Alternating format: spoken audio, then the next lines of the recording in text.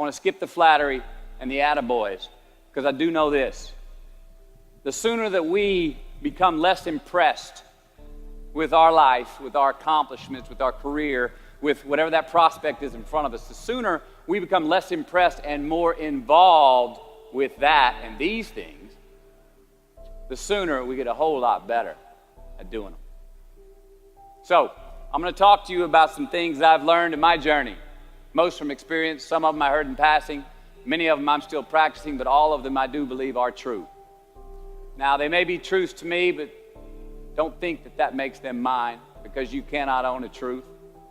So please think of these as signposts, approaches, paradigms that give some science to satisfaction.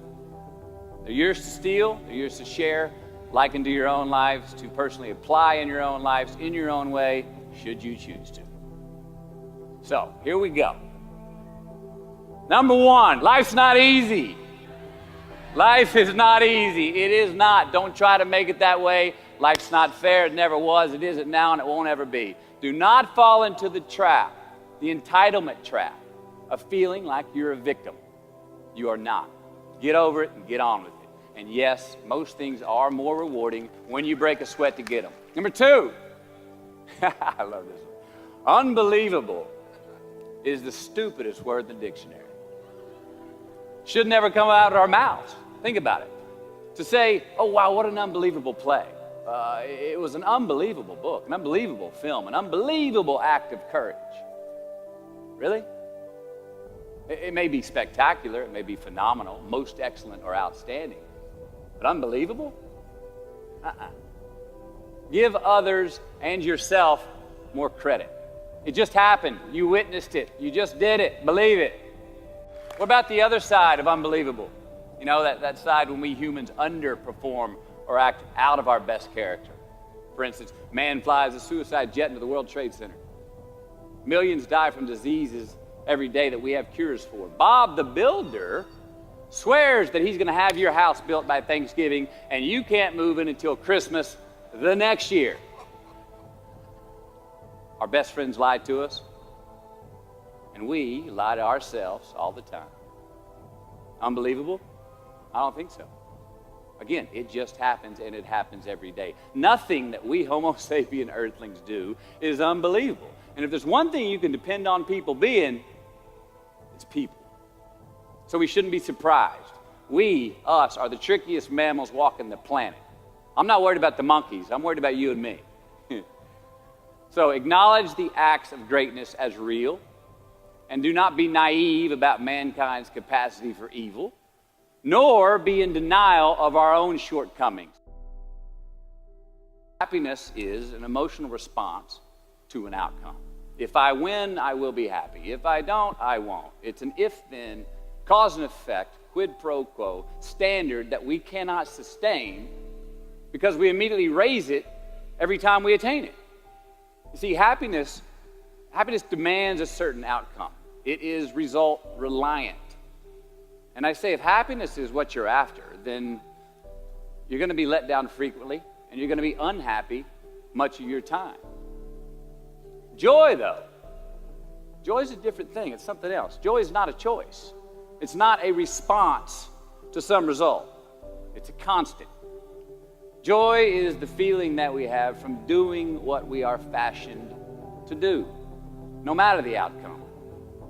Now, personally, as an actor, I started enjoying my work and literally being more happy when I stopped trying to make the daily labor a means to a certain end. For example, I need this film to be a box office success. You know, I need my performance to be acknowledged. I need the respect of my peers. All those are reasonable aspirations, but the truth is, as soon as the work, the daily making of the movie, the doing of the deed became the reward in itself for me, I got more box office, more accolades and respect than I ever had before. See, joy is always in process. It's under construction. It is in constant approach, alive and well in the doing of what we're fashioned to do and enjoying it. Number 4, define success for yourself. Define success for yourself. Now check this out. I'm in south of New Orleans a few years ago, and I went to a voodoo shop. And they had this wooden partition against the wall with these columns. And in these columns were all these vials of these magic potions, right? And the headings above each potion defining what they would give you were things like fertility, health, family, legal help, energy, forgiveness, money. Guess which column was empty? Money. Let's admit it. Money is king today. It's what makes the world go round. It is success. The more we have, the more successful we are, right? Now, I would argue that our cultural values have even been financialized. Humility is not in vogue anymore. It's too passive. It's a get-rich-quick on the internet, richest 15 minutes of fame world that we live in, and we see it every day. But we all want to succeed, right? So the question that we got to ask ourselves is what success is to us, what success is to you. Is it more money? That's fine. I got nothing against money. I don't. Maybe it's a healthy family. Maybe it's a happy marriage. Maybe it's to help others, to be famous, to be spiritually sound, to leave the world a little bit better place than you found it. Continue to ask yourself that question. Now, your answer may change over time, and that's fine. But do yourself this favor. Whatever your answer is, don't choose anything that will jeopardize your soul. Prioritize who you are, who you want to be, and don't spend time with anything that antagonizes your character. Don't drink the Kool-Aid, man. It tastes sweet, but you will get cavities tomorrow, all right? Life is not a popularity contest. Be brave, take the hill, but first answer that question, what's my hill? So, how do I define success? For me, myself. Well, for me, it's a measurement of 5 things. We got fatherhood. We got being a good husband. We got my health, mind, body, and spirit. We got career, and we got friendships. These are what's important to me in my life right now. So I try to measure these 5 things each day. I check in with them. I like to see whether or not I'm in the debit section or the credit section with each one. Am I in the red or am I in the black? You follow? For instance, sometimes say my career's rolling. All right, it's way up here in the black, but I see how my relationship with my wife maybe could use a little bit more of my attention. I got to pick up the slack on being a better husband. Get that one out of the red. Or say my spiritual health could use some maintenance. It's down here, but hey, man, my friendships and my social life, they're in high gear, right? I got to recalibrate. Checks and balances. I got to go to church. Remember to say thank you more often, something. But I got to take the tally because I want to keep all 5 in healthy shape. And I know that if I don't take care of them, if I don't keep up maintenance on them, one of them is going to get weak, man. It's going to dip too deep into the debit section. It's going to go bankrupt. It's going to get sick, die even. So first, we have to define success for ourselves. And then we have to put in the work to maintain it. Take that daily tally. Tend our garden. Keep the things that are important to us in good shape. I mean, let's admit it. We've all got 2 wolves in us. A good one and a bad one. And they both want to eat. The best I can tell, we just got to feed that good one a little more than the other one. Here we go. Number 5. Process of elimination is the first step to our identity. AKA, where you are not is as important as where you are. All right, 1992, I got my first job as an actor. 3 lines, 3 days work in a film called Dazed and Confused. All right. All right, all right, all right. There we go. So this director of that film, Richard Linklater, he kept inviting me back to set each night, putting me in more scenes, which led to more lines, all of which I happily said yes to. I mean, I'm having a blast. People are telling me I'm good at what I'm doing, and they're writing me a check for $325 a day. I mean, hell yeah, give me more scenes. I love what I'm doing. Well, by the end of the shoot, by the end of the film, those 3 lines had turned into over 3 weeks' work, And it was mine. It was Wooderson's 1970 Chevelle that we went to go get Aerosmith tickets in, man. Yeah, it was badass. Well, a few years ago, I'm watching this film again, and I noticed two scenes that I really shouldn't have been in. In one of these scenes, my character Wooderson, I exit screen left to head somewhere, and then I re-enter the screen and to double check if any of the other characters wanted to go with me. Now, in rewatching the film, and you'll agree if you know Wooderson, Wooderson's not a guy who would ever say, later, and then come back to see if you were sure you didn't want to go. Now, when Wooderson leaves, Wooderson is gone. He does not stutter, step, flinch, rewind, ask twice, or solicit. You know what I'm talking about. Wooderson has better things to do, like liking those high school girls, man, because I get older and they stay the same age. My point is, I should not have been in that scene. Shouldn't have come back. Should have exited screen left and never come back. But back then, making my first film, getting invited back to the set, cashing that check and having a ball, I wanted more screen time. I wanted to be in the scene longer and more and come back into the scene, right? But I shouldn't have been there. Wooderson shouldn't have been there. It is just as important where we are not as it is where we are. Look, the first step that leads to our identity in life is usually not, I know who I am. I know who I am. That's not the first step. The first step's usually, I know who I am not. Process of elimination. Defining ourselves by what we are not is the first step that leads us to really knowing who we are. You know that group of friends that you hang out with that really might not bring out the best in you? You know, they gossip too much, or they're kind of shady. They really aren't going to be there for you in a pinch. Or how about that bar that we keep going to that we always seem to have the worst hangover from? Or that computer screen, right? That computer screen that keeps giving us an excuse not to get out of the house and engage with the world and get some real human interaction. Or how about that food that we keep eating, the stuff that tastes so good going down, it makes us feel like crap the next week, we feel lethargic and we keep putting on weight? Well, those people, those places, those things, stop giving them your time and energy. Just don't go there. I mean, put them down. And when you do this, when you do put them down, when you quit going there, and you quit giving them your time, you inadvertently find yourself spending more time and in more places that are healthy for you, that bring you more joy. Why? Because you just eliminated the who's, the where's, the what's, and the when's that were keeping you from your identity. Like, trust me, too many options, I promise you this, too many options will make a tyrant of us all. All right, so get rid of the excess, the wasted time. Decrease your options. If you do this, you will have accidentally, almost innocently, put in front of you what is important to you by process of elimination. Knowing who we are is hard. It's hard. So give yourself a break. Eliminate who you are not first, and you're going to find yourself where you need to be.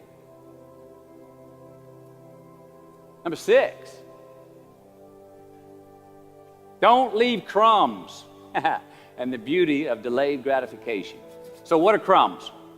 Well, the crumbs I'm talking about are the choices that we make that make us have to look over our shoulder in the future.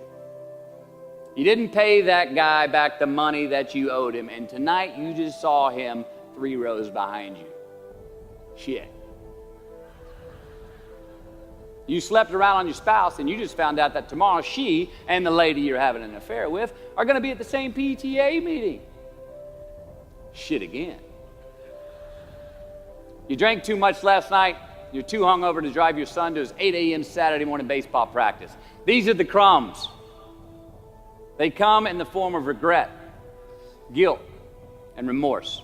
You leave crumbs today, they will cause you more stress tomorrow. And they disallow you from creating a customized future in which you do not have to look over your shoulder.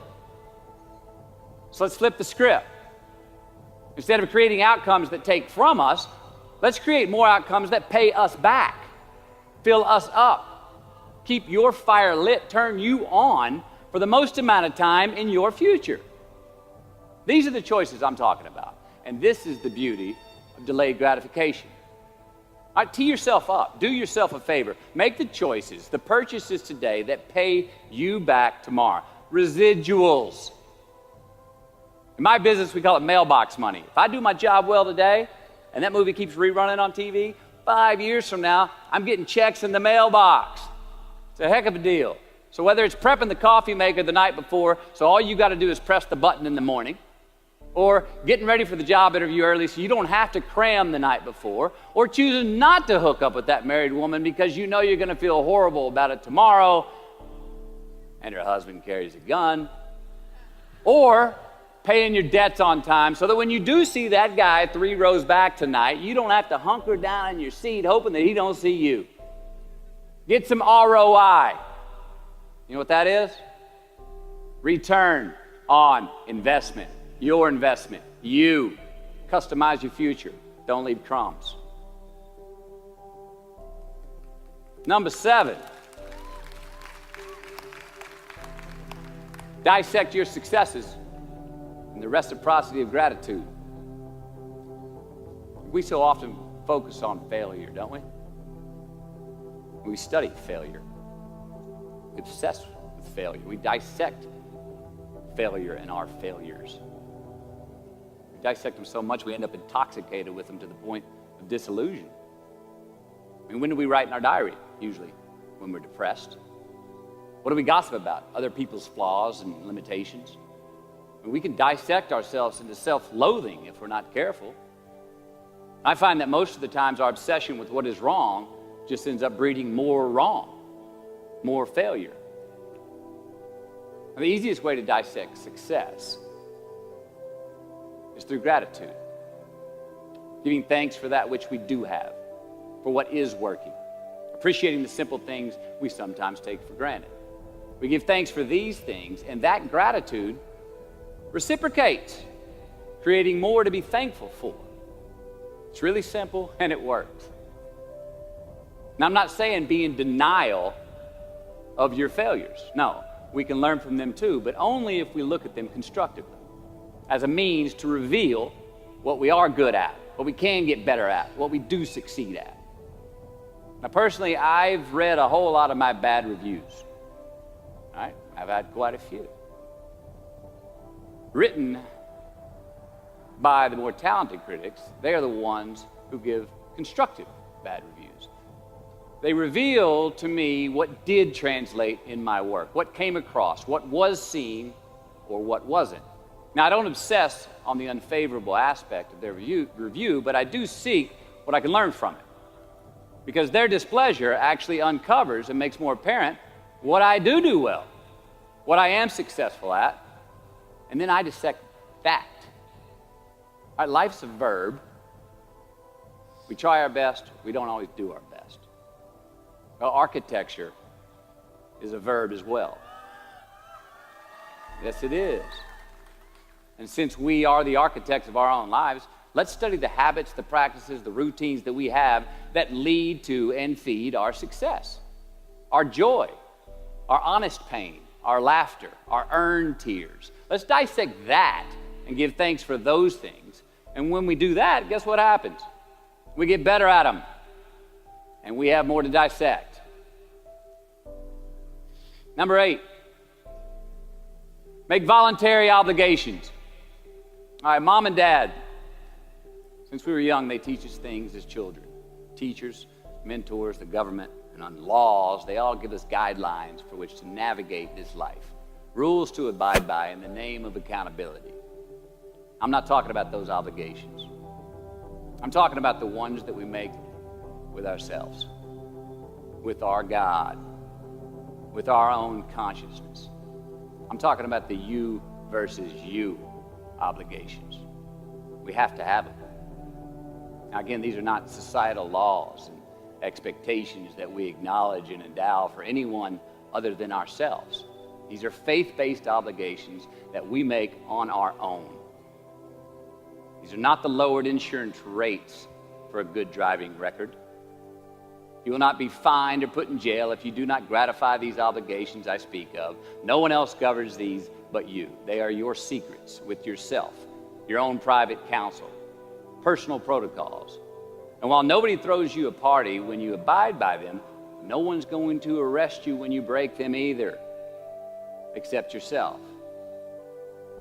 Or some cops who got a disturbing the peace call at 2:30 in the morning because you were playing bongos in your birthday suit. That was me. An honest man's pillow is his peace of mind. And when you lay down on that pillow at night, no matter who's in your bed, we all sleep alone. These are your personal Jiminy Crickets. And there are not enough cops in the entire world to police them. It's on you. It's on you. Number 9, from can to want. All right, check this out. In 1995, I got my first big paycheck as an actor. I think it was $150 grand. The film was almost Boys on the Side, and we were shooting in Tucson, Arizona. And I had this sweet little adobe guest house on the edge of the Saguaro National Park. The house came with a maid, my first maid. It was awesome. So I got a friend over one Friday night, and we're having a good time, and I'm telling her about how happy I am with my setup. The house, the maid, especially the maid. I'm telling her, look, this lady, she cleans the place up after I go to work. She washes my clothes, the dishes, puts fresh water by my bed, leaves me cooked meals sometimes. Look, she even presses my jeans. And my friend, she smiles at me, happy that I'm excited over this. And she says, well, that's great, Matthew, if you like your jeans pressed. And I kind of looked up at her, my jaw caught hanging open. I stuttered a moment, had that dumbass look that you get when you've just been told the truth and you didn't think about it, and it hit me. I hate that line going down the front of my jeans. I hate that line. And it was then, for the first time, that I noticed it. I'd never thought about not liking that starch line down the front of my jeans because I'd never had a maid to iron my jeans before. And since she did, now for the first time in my life, I just liked it because I could get it. I never thought about if I really wanted it. Well, I didn't want it there, that line. And that night I learned something. Just because you can, nah, come on. It's not a good enough reason to do something. Even when it means having more. Be discerning. Choose it because you want it. Do it because you want to. Never had my jeans pressed again. I hate that line. Number 10, a roof is a man-made thing. This may cut a little close to the bone since the geography, but I think we all were there and we'll all remember where we were. But in January the 3rd, 1993, it was the NFL playoffs, and your Houston Oilers were playing the Buffalo Bills. The Oilers were up 28-3 at halftime, 35-3 early in the third. Frank Reich and the Bills come back to win 41-38 in overtime for one of the greatest comebacks in NFL history. Yeah, the Bills won, but they didn't really beat the Oilers. The Oilers lost that game. They beat themselves. Y'all remember that, huh? Why? Why'd they beat themselves? Or how? Was it because at halftime they put a ceiling, a roof, a limit on their belief in themselves, aka the prevent defense? Or maybe they started thinking about the next opponent in the playoffs at halftime. I mean, they were up. And they came out and played on their heels, lost the mental edge the entire second half, and voila, they lost. In a mere 2 quarters, defensive coordinator Jim Eddy went from being called the defensive coordinator of the year and the man first in line to be a head coach next year to a man without a job in the NFL. You ever choked? Nobody has ever choked? I have. You know what I'm talking about, fumbling at the goal line, stuck your foot in your mouth once you got to the microphone, had a brain freeze on the exam that you were totally prepared for Forgot the punchline to a joke in front of 4,000 graduating students at the University of Houston commencement. Or maybe you've had that feeling of, oh my God, life just cannot get any better than this moment. And ask yourself, do I deserve this? Now, what happens when we get that feeling? We tense up. We have this sort of outer body experience where we are literally seeing ourselves in the third person. And we realize that the moment just got bigger than us. You ever felt that way? I have. And it's because we have created a fictitious ceiling, a roof, to our expectations of ourselves. A limit where we think it's all too good to be true. But it's not. And it's not our right to say or believe it is. We shouldn't create these restrictions on ourselves. A blue ribbon, a statue, a score, a great idea, the love of our life, a euphoric bliss. Who are we to think that we don't deserve or haven't earned these gifts when we get them? It's not our right. But if we stay in process, all right, within ourselves, in the joy of the doing, we will never choke at the finish line. Why? Because we aren't thinking of the finish line. Because we're not looking at the clock. We're not watching ourselves on the Jumbotron performing the very act that we're in the middle of. No, we're in process.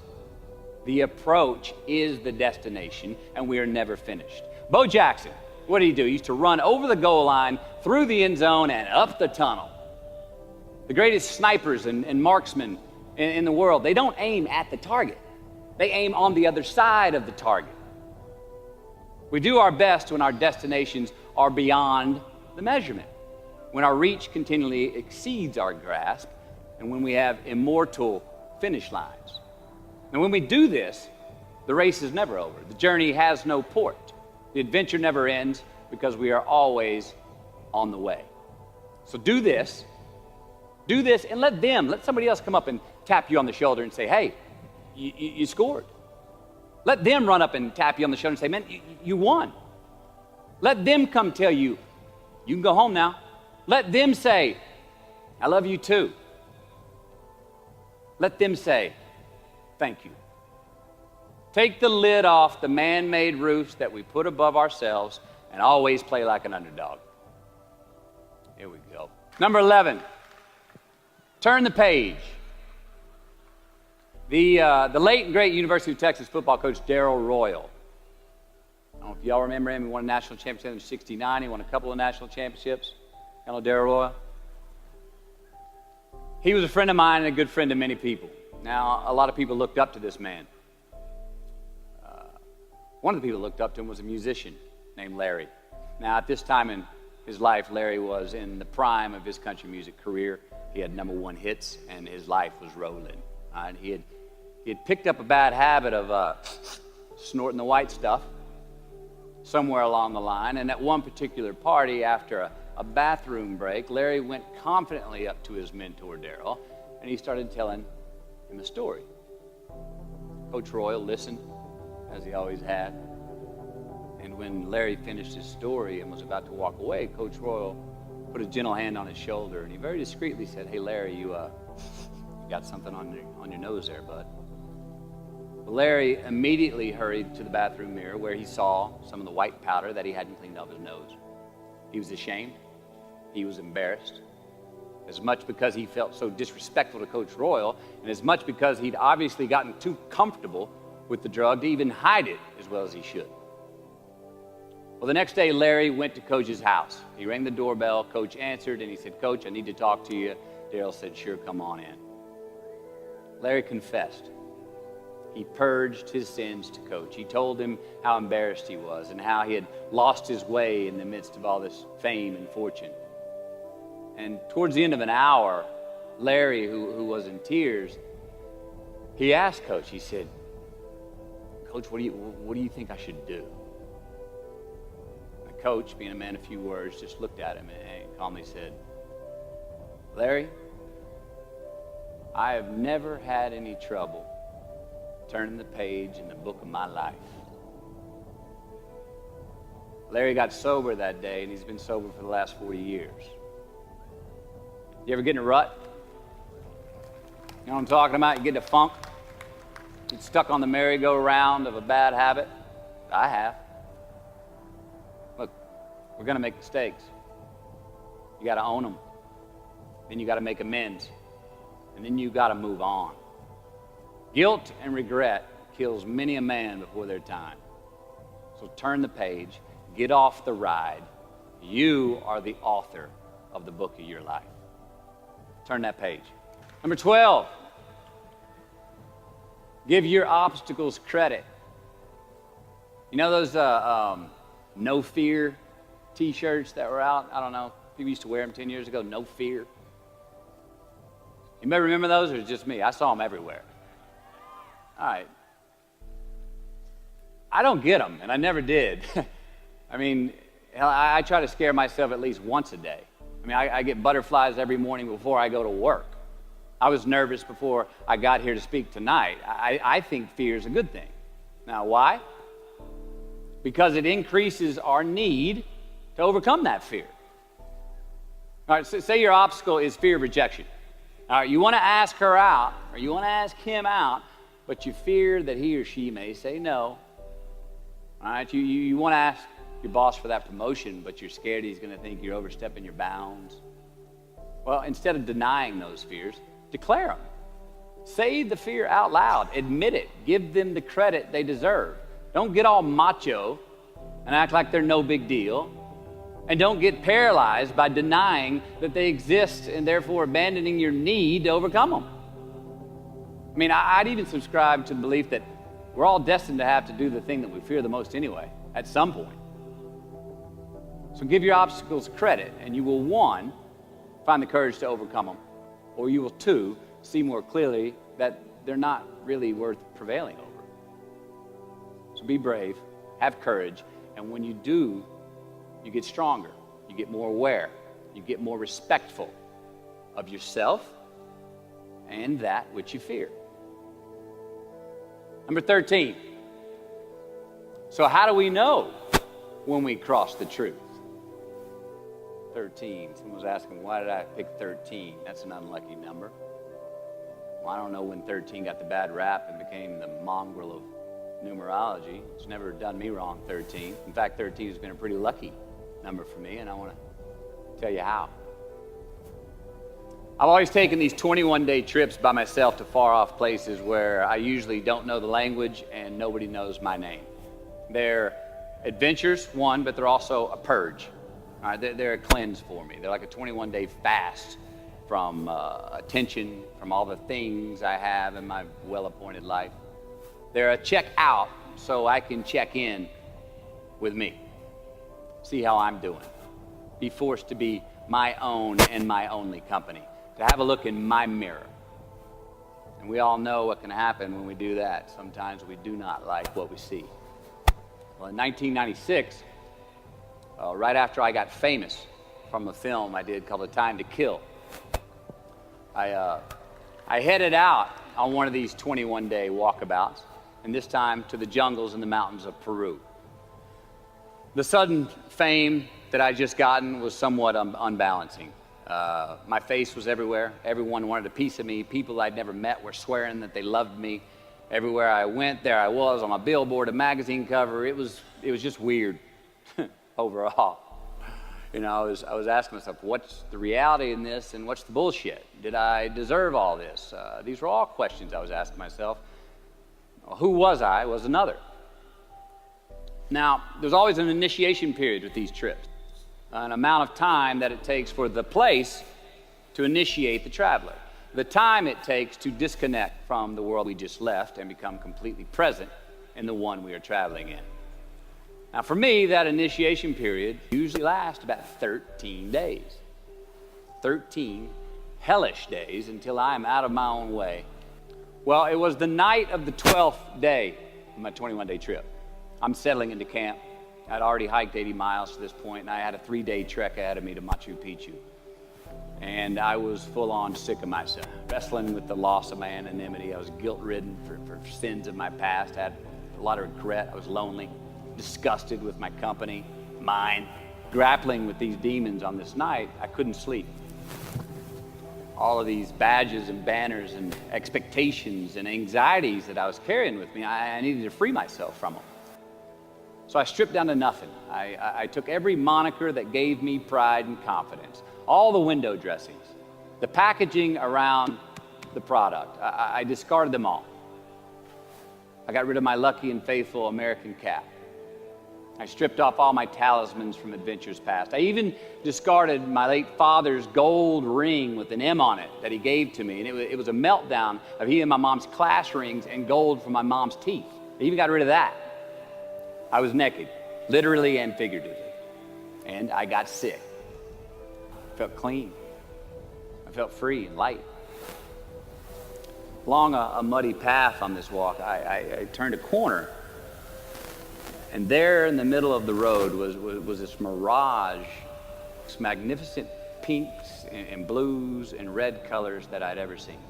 It was electric, glowing and vibrant, just hovering just off the surface of the jungle floor as if it was plugged into some neon power plant. I stopped, I stared. There was no way around it. The jungle floor in front of me was actually thousands of butterflies there in my path. It was spectacular. So I stayed a while. And somewhere in my captivation, I heard this little voice inside my head say these words. All I want is what I can see. And all I can see is what's in front of me. Now at that moment, trip, I had stopped anticipating what was around the corner. For the first time, I stopped thinking about what was coming up next. What was up ahead? Time slowed down. I was no longer in a rush to get anywhere, and my anxieties were greatly eased. A few hours later, I returned to camp. Even the local Sherpas I was traveling with, they noticed calling out to me, "Sois luz, Mateo, sois luz," which means you are light in Spanish. See, I forgave myself that morning. I let go of the guilt. The weight that was on my shoulders was lifted, my penance was paid, and I got back in good graces with my God, and I shook hands with myself, my best friend, the one that we're all stuck with anyway, ourselves. And from that morning on, the adventure was awesome. I was present, I was out of my own way, I was not anticipating next, I was embracing only what was in front of my eyes and giving everything the justice that it deserved. You see, I crossed the truth that morning. Now, did I find it? I don't know. I think it found me. Why? Because I put myself in a place to be found. I put myself in a place to receive the truth. So how do we know when we cross the truth? Well, I think the truth's all around us all the time. I mean, I think the answer, is always right there. I think it's all around us. We just don't always see it. We don't always grasp it, hear it, access it. Usually because we're not in the right place to do so. So what do? First, I believe we've got to put ourselves in the place to receive the truth. Let's admit it, we live in an extremely noisy world with all kinds of frequencies coming at us. We got commitments, we got deadlines, fix this, do that, plans, expectations, and they all make it hard to get clarity and peace of mind. So we have to consciously put ourselves in places to receive that clarity. Now that may be prayer, that may be meditation, that may be a walkabout, that may be being in the right company, a road trip, whatever it is for you. Schedule that time. Schedule it.